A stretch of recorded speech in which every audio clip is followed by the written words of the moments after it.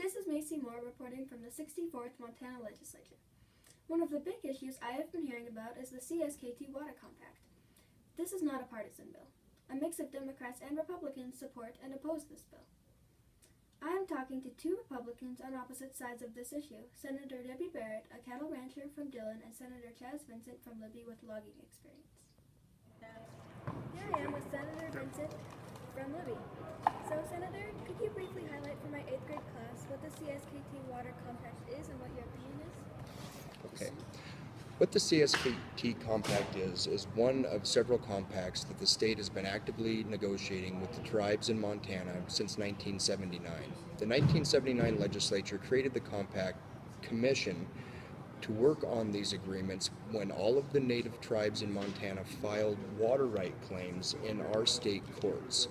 And the legislature at that time determined that it was going to be better if we negotiated and settled rather than spend all the time and money in litigation or in the courts, fighting in the courts. 18 other compacts have been ratified. The CSKT is the very last one. And what we're really talking about is when the state became a state in our enabling language, when we went from a territory to a state, the federal government withheld certain reserved rights. Some of those federal reserved rights that they withheld when we became a state were held in trust for things like reservations for tribal entities. And what we're talking about with the CSKT is the reservation that is in Flathead, a little bit of Flathead, Lake County, Mineral County, and a little bit of Missoula County. It's a very complicated compact because 90% of the people who live on the reservation are not Indians. And a lot of the reservation folks that are involved in this negotiation are irrigators. And so a lot of the dispute has been over how much water are they going to be able to get, how much are they going to be able to continue to irrigate their grounds like they have been for a long, long time. I initially was opposed to the compact that was presented in 2013. After 2013, I chaired a water policy interim committee, meaning when we're not in session like we are right now for 90 days, there's committees that legislators come and serve on during the months when we're not in session. And one of those committees is called the Water Policy Committee.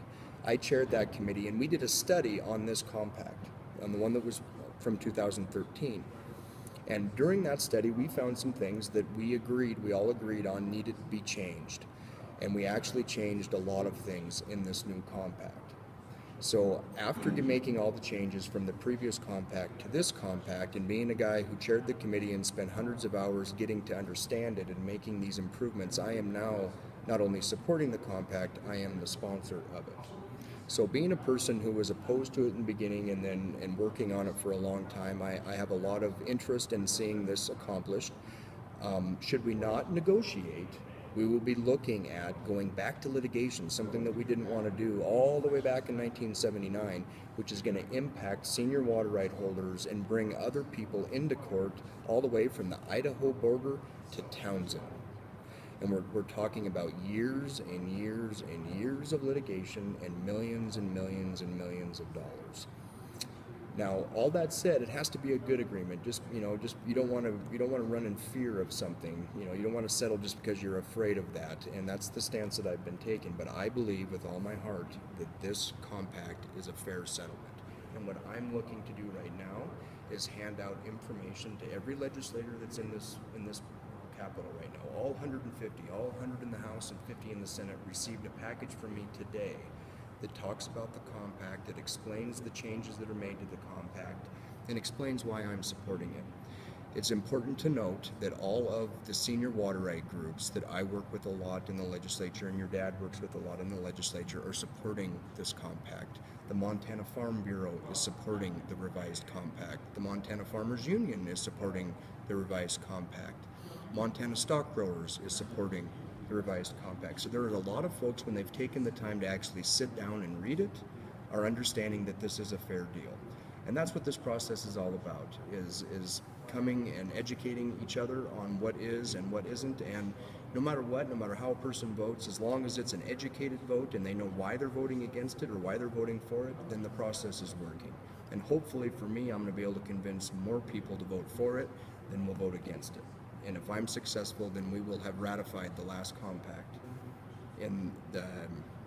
since 1939, and we will be done with the Water Compact Commission. We will have finished our work that we started many, many, many years ago. Okay, thank you for your time. You bet. Thank you for asking. Senate President, Senator Debbie Barrett's office. Madam President, could you briefly highlight for my 8th grade class what the CSKT Water Compact is and what your opinion of it is? Montana has decided to negotiate the federal reserved, the water rights that go along with any federal reserves. And that's land in Montana that's owned or controlled by the federal government. So that's all of the Indian tribes, and that's the Forest Service land and the Bureau of Land Management, what is it, the one that Clinton set aside, a national monument, things like that.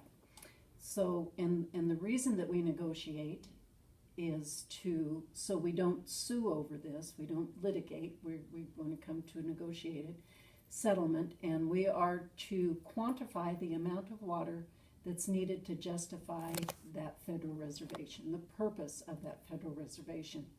On the Confederate Salish Kootenai Compact, we have gone a bit far beyond what we're supposed to do.